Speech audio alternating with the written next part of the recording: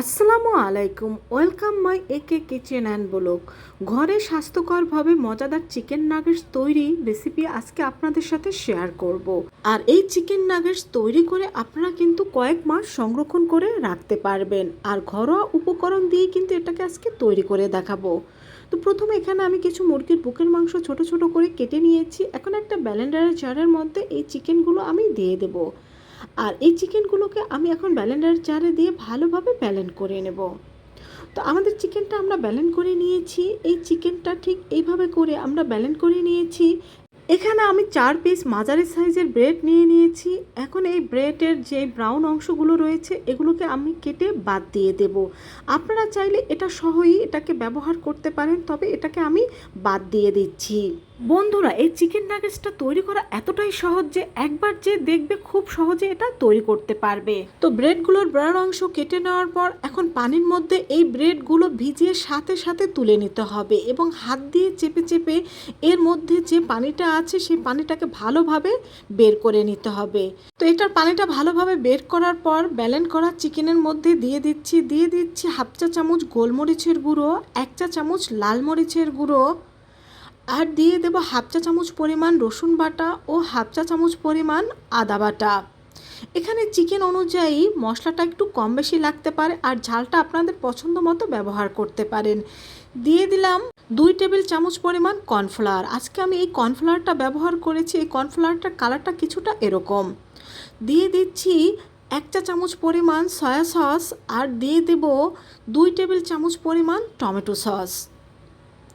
আর এখন দিয়ে দিচ্ছি এখানে আমি স্বাদ মতো লবণ, আর দিয়ে দেব আমি এখানে সামান্য মাখন ও 2 টেবিল চামচ পরিমাণ রেগুলার সয়াবিন তেল। এখানে চাইলে আপনারা সম্পূর্ণটা তেল অথবা সম্পূর্ণটা মাখনও ব্যবহার করতে পারেন।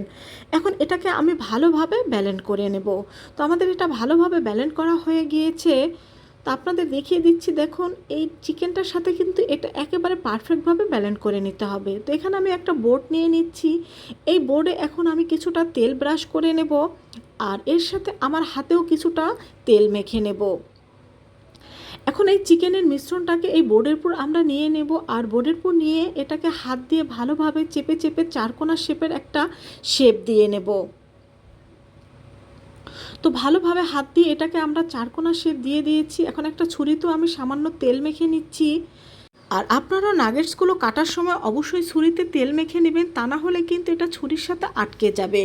তো এগুলোকে এখন আমি পিস করে কেটে নিচ্ছি। আমি এই নাগেটসগুলোকে চারকোনা শেপ করে কেটে নেব। আপনারা চাইলে আপনাদের পছন্দ মতো যে কোনো শেপেই কিন্তু এই নাগেটসগুলো তৈরি করে নিতে পারেন। তো এখন একটা একটা করে এরকম তুলে নিয়ে আমি হাত দিয়ে চেপে চেপে চারকোনা শেপ এইভাবে করে দিয়ে দেব। তো এখানে আমাদের একটা চিকেন নাগেটস তৈরি হয়ে গিয়েছে, দেখতেই পাচ্ছেন চারকোনা শেপের। আর ঠিক একইভাবে সবগুলো নাগেটস আমি ঠিক করে নেব। তো সবগুলো নাগেটস এখানে আমি ঠিক করে নিয়েছি। আর এখানে নিয়ে নিচ্ছি আমি স্বাভাবিক তাপমাত্রার একটা ডিম। এই ডিমটাকে আমি ভালোভাবে ফেটিয়ে নিচ্ছি। এখন নাগেটসগুলো কোট করে নেব। তো প্রথমে আমরা এটা ময়দার সাথে মিশিয়ে নেব। ময়দার সাথে মিশিয়ে নেওয়ার পর এখন এটাকে আমরা ডিমের মধ্যে দিয়ে দেব। আর এর গায়ে ডিমটা আমরা ভালোভাবে লাগিয়ে নেব। ডিমটা এর গায়ে ভালোভাবে লাগিয়ে নেওয়ার পর এখন এটাকে আমরা দিয়ে দেব ব্রেড ক্রাম্বসের মধ্যে। আর ব্রেড ক্রাম্বসের মধ্যে দিয়ে দেওয়ার পর এটাকে ভালোভাবে ব্রেড ক্রাম্বসের সাথে কোট করে নেব। এখানে আমি কিন্তু বাজারে কিনে নেওয়া সেই ব্রেড ক্রাম্বস ব্যবহার করিনি। এখানে আমি টোস্টের গুঁড়া করে সেটাকে ব্রেড ক্রাম্বস হিসাবে ব্যবহার করছি। তো এটাকে ভালোভাবে কোট করে নিয়ে নিচ্ছি। তো আমাদের একটা চিকেন নাগেটস কিন্তু এই তো তৈরি হয়ে গিয়েছে। আর ঠিক একইভাবে সবগুলো চিকেন নাগেটস আমরা কোট করে নেব। তো সবগুলো কোট করে নিয়েছি। এখন কিছুটা আমি ফ্লোরেজেন করে রাখবো। তো একটা টিস্যু পেপার দিয়ে তার উপরে কিছু নাগেটস দিয়ে দিচ্ছি। তারপর আরেকটা টিস্যু পেপার দিয়ে তার উপরে আরও কিছু নাগেটস এখানে আমি দিয়ে দিচ্ছি।